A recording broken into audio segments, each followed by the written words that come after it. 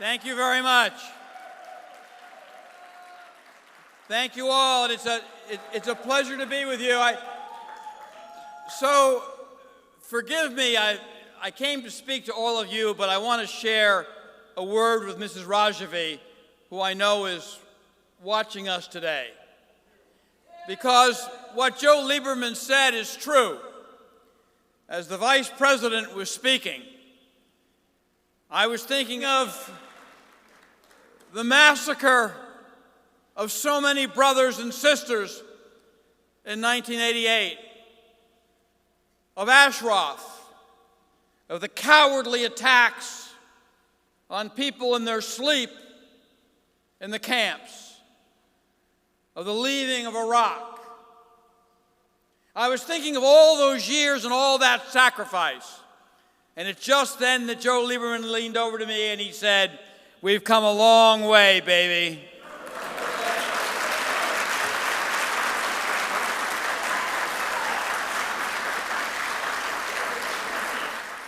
Now I know that Ra'isi sitting in Tehran is thinking, well, that was then, and that's the past. If you hear my voice today, listen carefully. You ain't seen nothing yet. We're coming for you. We're coming for you.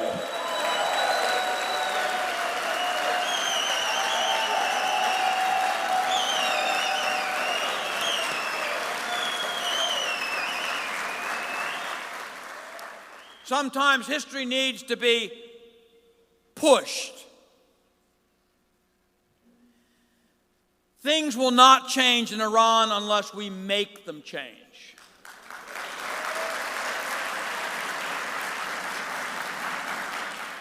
And sometimes you need to just look history in the eye and accept it the way that it is. It's been 40 years. The leadership in Tehran is not getting better.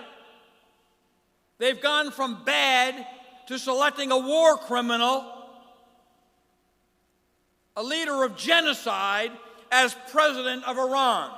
It's not getting better.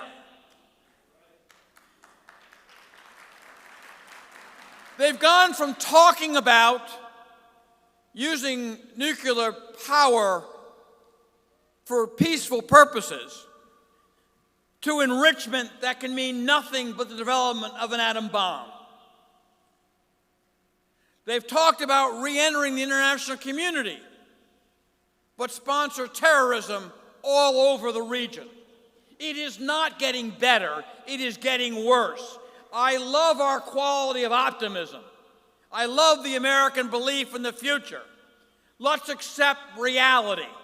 This regime must go by any means, and it must happen now.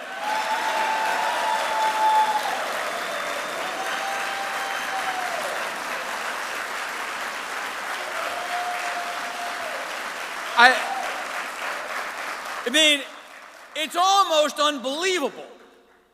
But Iran now has a president who's afraid to go to Scotland, can't come to New York because he's afraid of getting arrested as a war criminal. You can't make this stuff up. The isolation is almost complete. I was a kid in the Carter administration when Jimmy Carter was told Iran was an island of stability. It was not even a pre-revolutionary state, and a month later the Shah was in Panama. I've heard this. I've heard this analysis. I know these words. Yeah, these dictators, these despots always look strong until they're not. Of course, we remember the Shah. History is full of these instances. When you least expect it, you know they're going to fall. You know it is soon. You know it is going to happen because you know the Iranian people. I was thinking, hearing about the pandemic that is killing tens of thousands of people in Iran, hearing that 4 out of 5 Iranians live in poverty, the desperation with which people must be living. with absolutely no personal freedom. And I was thinking, it's not the Iranian people, it's the Iranian regime.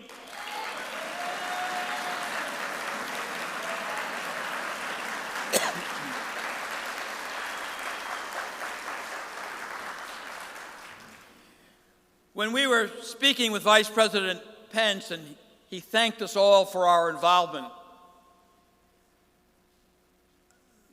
Senator Lieberman and I both said to him, of our collective 40 years in American politics, I have never seen a bipartisan coalition in America with the depth of the support that the MEK has. I've never seen anything like it. Never. It just never happened.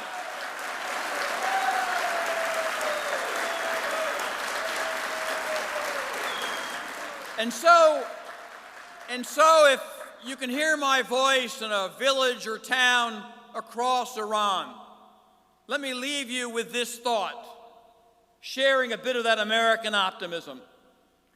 There is an alternative. There is. There is one organization that has never compromised with the terror, never sat at a table and divided up your freedoms, never participated in the genocide, isn't responsible for your poverty. There's one. And that one organization has the means, the leadership, the focus, and on day one, the international support to rejoin the international community. That organization is the MEK, and Mrs. Rajavi is its leader, and we are the answer.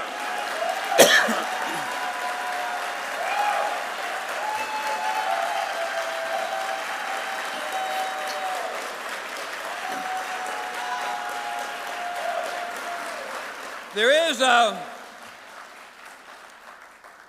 the darkest of days in South Africa, when apartheid was at its strongest, the resistance was at its weakest, Robert Kennedy spoke in Cape Town to a group of students who had no power and no chance against the regime. And he said, "Never doubt the ability of a small and determined group of people to change the course of history, because nothing else ever has." A single woman united France.